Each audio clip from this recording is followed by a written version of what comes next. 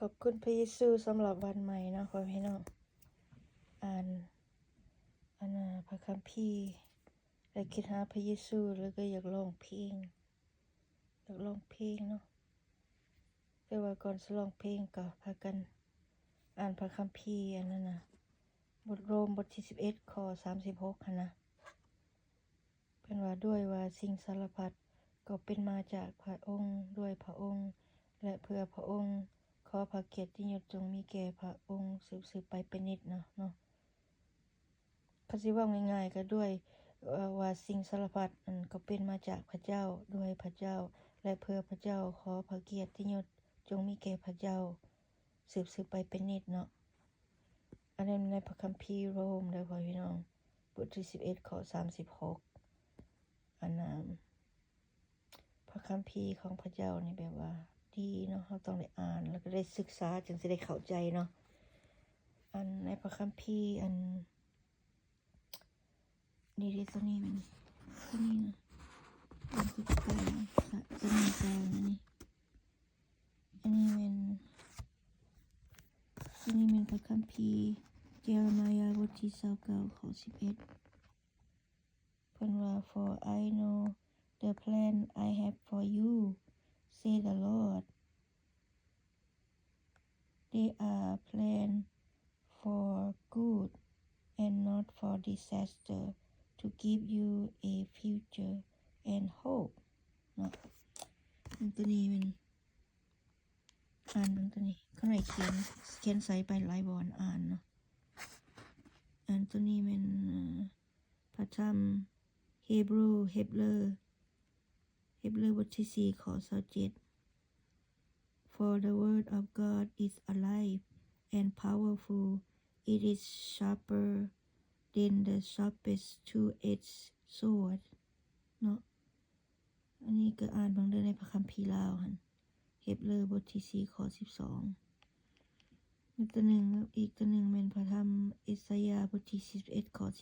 13มันว่า For I hold you by your right hand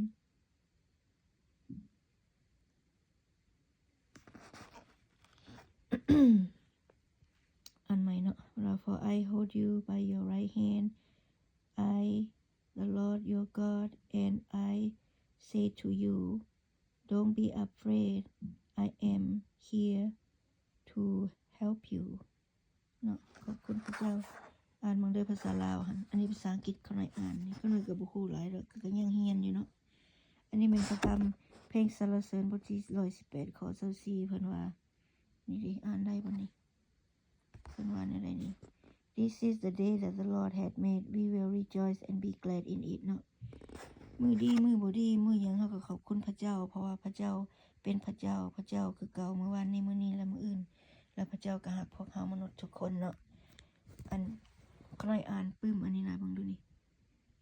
พระเจ้าเว้าเรื่องอธิษฐานเนาะพระเจ้าเว้าเรื่องอธิษฐานอยู่นี่เพิ่นว่า the people who were working and planning with God were fewer than those at a cross purpose with God's will hundreds were praying when we needed hundreds of millions people pray for a few minutes a week when they should have been praying all week all year without ceasing นะเนาะพ่อพี่น้องอันนี้ก็แบบสำคัญเนาะเรื่องอธิษฐานนี่นะเพราะว่าการอธิษฐานนี่เป็นการสิเว้านำพระเจ้าเนาะพวกเราทุกคนถ้าเรามีความเชื่อในพระเยซูก็พากันอธิษฐานเนาะอันขอบคุณพระเจ้าอันเขาหน่อยมาขอนี่นะ I receive the gift of the Holy Spirit because I have repented and have been baptized อันนี้ในพระคำมันกิจการบท2ข้อ38นะพี่น้องไปอ่านเบิ่งเป็นภาษาลาวข้างในก็มักตัวนี้หลายนี่ตัวนี้เอาหัวใจใส่มักไว้ส่วนอันแต่ว่าตัวอยู่นะ I repent before God and remain faithful toward my Lord Jesus Christ อันนี้ก็อ่านเบิ่งกิจการบทที่พระคัมภีร์กิจการบทที่20ข้อ21เนาะภาษาลาวหั่นนะก็หลายแนวเรื่องพระเยซูหรือคันเฮาอยากรู้เฮาก็ต้องได้อ่านได้เรียนได้อธิษฐานขอให้พระวิญญาณบริสุทธิ์ของพระเยซูคริสต์เจ้านำพาแล้วเฮาจะได้เข้าใจเนาะแล้วก็มีหลายแนวนี่ในพระคัม พีร์แอนโทนีเพิ่นก็ว่านี่ inequity is atoned for by loyalty and faithfulness and one turn from evil by the fear of the Lord นี่ proverb อันนี้พระธรรมสุภาษิตบ่แม่นมีหยังก็ proverb นี่สุภาษิตเนาะบทที่16ข้อ6นะพวกเราอ่านนี่มีแต่ขอพระคัมภีร์เบิดนี่เห็นบ่เพิ่นบอกอย่างจะแจ้งเฮาไปอ่านเป็นภาษาลาวเด้อพ่อพี่น้องพระเยซูเป็นพระเจ้าพระเยซูเป็นพระเจ้าองค์ยิ่งใหญ่และพระเยซูเป็นทางเดียวที่พาไปสวรรค์นั่นน่ะเนาะเพิ่นเว้านำมนุษย์เห็นบ่นี่ในตัวสีแดงนั่นเป็นพระเยซูเว้าเลยนี่นะอันนี้ก็แม่นพระธรรมคัมภีร์อันนั้นลูกาบทที่16เนาะอันบทที่17ก็มีเด้ Jesus said to his disciple นี่ไปอ่านภาษาลาวเด้อบ่ล่ะพากันร้องเพลงภาษาลาวเนาะพวกเฮาวันนี้เนาะเพลงอันนี้จับใจข้าน้อยหลาย This really touch my heart this song เนาะอ่านได้พอพี่น้องฟังคักๆเนาะเพลงอันนี้เนื้อนี่คักเขาเจ้าว่าลาวทูนว่าซั่นพระคิดได้มานะเนาะเดี๋ยวเพิ่นก็เป็นแบบ4เดี๋ยวลองนำกันพระคิดได้มาจงสรรเสริญด้วยสุดใจยินดีพอได้มีผู้ซอยพระเยซูทรงโพธิ์ถวายตนเองเป็นเครื่องบูชาไถ่โทษคนบาปทั้งหลายให้พ้นด้วยความเชื่อจงเบิ่งความหักของพระบิดาผู้ทรงประทานพาบุตรที่หักองค์เดียวพระเยซูได้โปรดรักษาให้เฮาพ้นจากการทดลองพระเยซูผู้ซอยพระเยซูผู้ซอยหมู่เฮาจะเห็นเมืองบริสุทธิ์เยซูซาเล็มใหญ่ลงมาจากสวรรค์มาแต่พระเจ้าประกอบด้วยรัศมีหุ่งเฮืองของพระองค์คนทุกคนที่เชื่อจงคอยท่าพระองค์ผู้ที่มีน้ำใจอยากฮับพระองค์จงเชิญพระองค์มาอยู่ในใจของตนขอพระวิญญาณโปรดทรงแจ้งในใจข้า